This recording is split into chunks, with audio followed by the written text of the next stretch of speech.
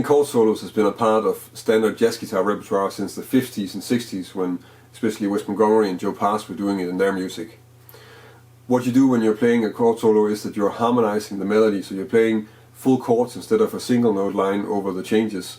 And that might seem a little bit scary to start working on, but in fact what you want to work on, if you want to work towards this, is that you want to start working on harmonizing a lot of melodies. So I'm going to take an F major scale, and then I'm going to go over how you can harmonize that with a few different chords, and also how you can harmonize it with some progressions.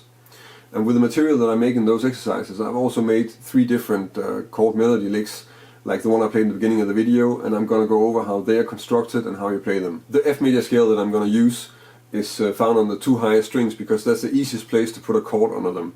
So that would be this F major scale.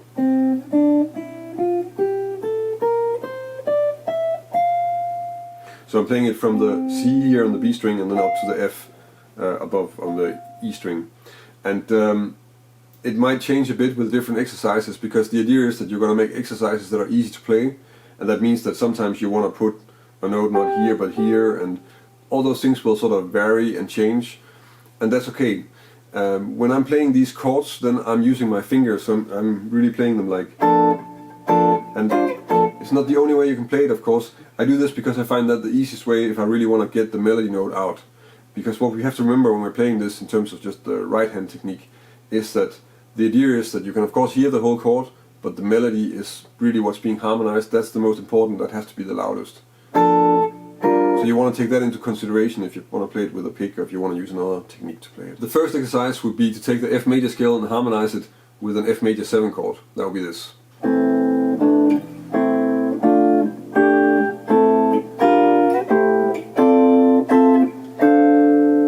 So you can see that I'm very often using the same sort of chord under more melody notes, and that's just to keep it sort of efficient to play, and you want to make these exercises so they're easy to play for you. So that's why I'm using this principle here. And see, then one note that's a bit funny is this B flat, because B flat is not really a nice note on an F major 7, because it sounds like this. So I made that into a G minor or a B flat type voicing. You anyway need to do something if you want to play that over an F major 7 chord, so that's why you can just as easily just change it right away. I could also make it into a sharp 11. There are a few ways you want to sort of be aware of how you can sort of solve that problem, and that's going to happen with more chords, that you might need to change the chord once in a while. And it's not an exact science, so that's just how it is, and you just need to figure out a way to do it and find a way that's sort of easy for you to play. And in this case I'm using this voicing for the B flat, and that is really nice to just move that up and then play this, which is essentially an A minor 7 voicing, but really sounds like an F major 7 with a line in this context. The second example is to use a G minor 7 chord to harmonize the F major scale. Since G minor is the 2 in F, that's also probably going to be a chord that we need very often if we're playing in an F major context.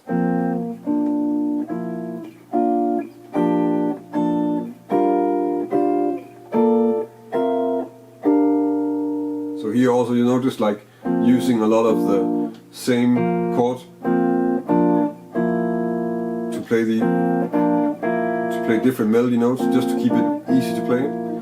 And in this case the E is a bit of a funny note, and I chose to make it like an G minor 7 with a 13. Again, it's not a note in the context of F major.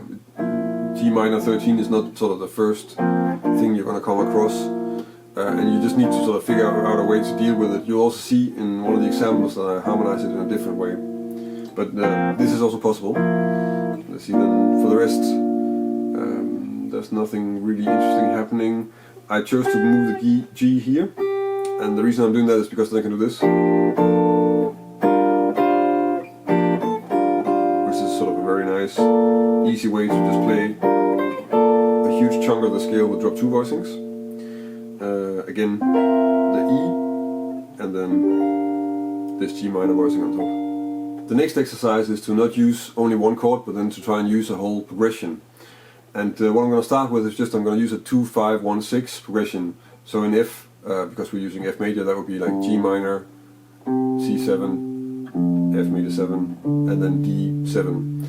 And then I'm going to go through the same F major scale and see how I can harmonize that, there are going to be a few places where you might need to change the chord, or you might need to change the melody a little bit, and you kind of just need to make some choices yourself. I think the point of these exercises, of course, that you do them yourself, that you don't really have sort of a steady solution. I mean, you can go through the exercises like I'm playing them here, but I think you'll learn more if you make your own exercises. And of course, this is also the kind of thing you want to check out in more keys.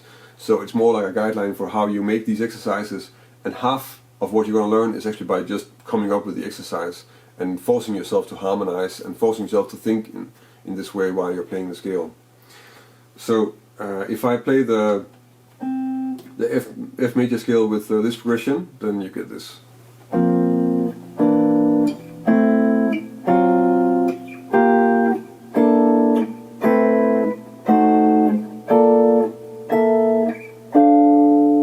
So what I'm doing here, for each of the bars I pretty much have the entire turnaround. So 2, 5, 6.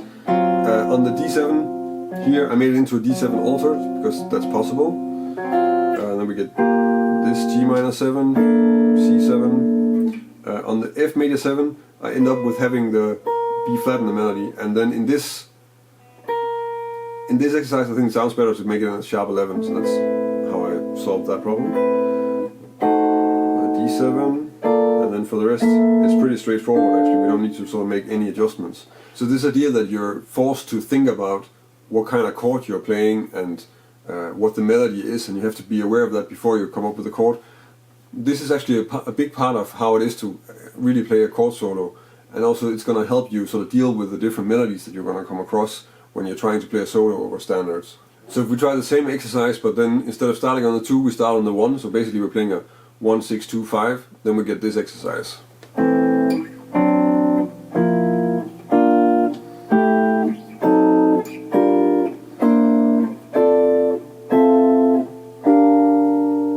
So here we're sort of immediately getting into trouble because of course the first F major 7 and the D7 are fine, but the G minor 7 is immediately becoming a 13 voicing, and the C7 is in fact turning out to be a C7 sus.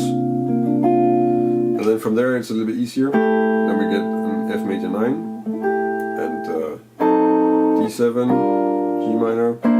I chose this C7 voicing just because I think it sounds nice when you go from this one to this one in terms of voice leading.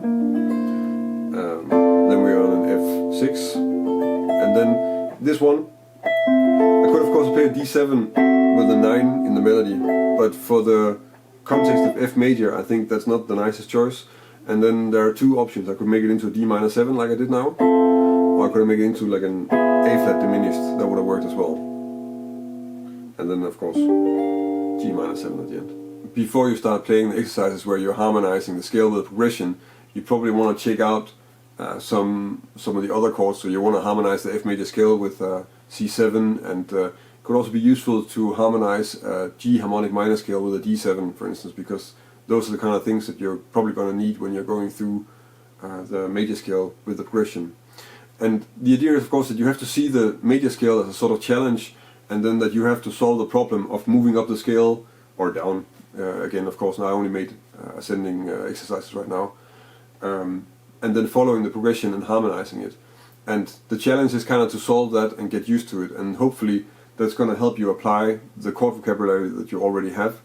Or otherwise you need to sort of build vocabulary by going through the scale with just one chord, or just on the spot really, like how am I going to solve this problem and figure that out. And that's going to help you also being ready to deal with the melodies that you want to play if you're soloing over a standard.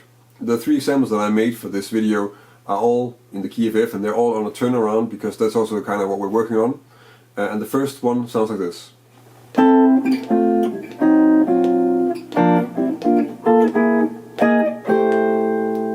So the progression is really just F, D7, G minor, C7, and then back to F. And so the first half of the bar is coming out of this F major 7 voicing, but I'm not playing the root, so it's just this A minor triad. And it's just a descending scale one, so then we get to the D7, and you could look at this as being sort of D7 altered, or D7 C7 coming out of G harmonic minor with the added F as an extra tension note. And then we get the G minor 7, and here I just start with sort of straight ahead G minor without the root. And then I'm moving up the scale. And in this case I chose to do that also because it's easy to play. I'm moving from G minor up to this sort of A minor sound. And that means I'm just moving around in triad inversions. So it's like a B flat triad, and then a C triad, another B flat triad. Then up to this G minor shell voicing, and then we get a C7 altered, and then I'm skipping up and using this C7 altered with a sharp 9, and then resolving that to this F major.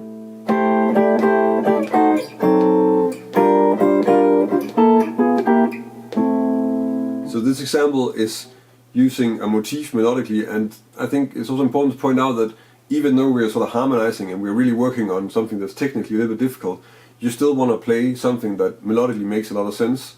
So looking for these small motifs that you can move around, and actually when you're harmonizing they sound a little bit like riffs, and that can be really useful to have, and that works as a much stronger statement than any sort of just moving up and down the scale all the time. So here I start with this A minor voicing for the F major 7, and then the only thing I'm doing is actually I'm just playing this melody.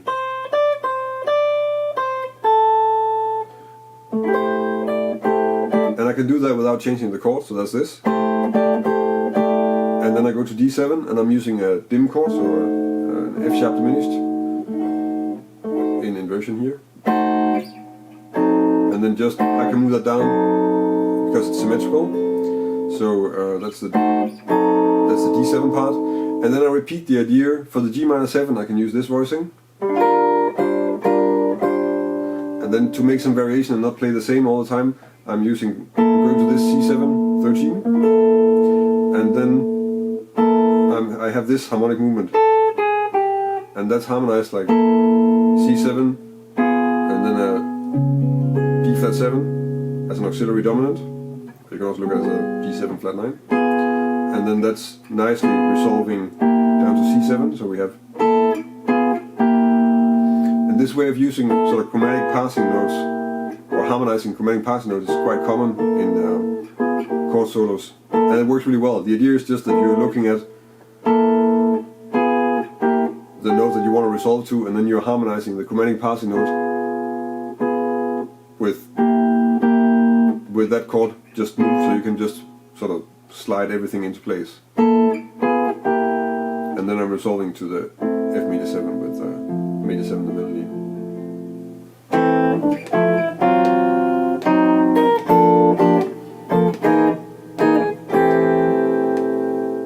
So in this last example, I'm starting off with the beginning of the first exercise. I'm just using these two voicings to harmonize the C and the D and the F. Then I'm moving up to this one, and I'm actually moving up to this F major 7 voicing because that kind of nicely leads into this D7 sharp 9, and then I'm moving that to a flat 9. Again, using only one voicing, and then I'm letting the chord ring and then just adding this melody note on top, and that means that now I'm kind of have this ringing, and I can easily resolve that in a nice way to this G minor 7, and then from the G minor 7 I'm going to C7 altered, resolving that to F major 7 with a 9. That was 3 examples of some chord solo lines that I made, and you have to remember with these exercises that, as I mentioned earlier, the exercise is actually in coming up with it. So you need to challenge yourself, you need to play whatever scale you want to harmonize in different ways, use a few different progressions and use different chords to it, and in that way get better at applying those chords when you're playing the progression and getting a better overview of how you can play the different chords and the different melodies you want to play. That's how you're really going to learn it, not so much by playing my exercises, even if they might help you build some initial vocabulary. If you want to download the examples that I went over in this lesson, you can go to my website. In the article that accompanies this video, There's a PDF download of all the examples that I went over. And when you're there, you can also, of course, sign up for my newsletter if you want to stay up to date with what is happening in terms of new web store lessons, or if I'm playing somewhere, or other things that might be happening around this channel. If this is the first time you see one of my videos, you can of course subscribe to my channel. I publish a new lesson every Thursday, and I've been doing this for over 2 years now, so there are really a lot of lessons on my channel already. And I also do some weekly Q&As, and I've done some vlogs, and all of this is like related to studying jazz guitar and exploring different ways to improvise and get better at playing chords and stuff like that. So if that's what you're looking for, then my channel might be a useful source of information. If you have any questions, or if you have an idea for a topic for another video, then feel free to leave a comment on this video or connect with me on social media. I'm on Facebook, Twitter, Google+, Instagram, and it's always nice to get some feedback from you guys, so anything you have to say is of course welcome. That's about it for this week. Thank you for watching, and until next week.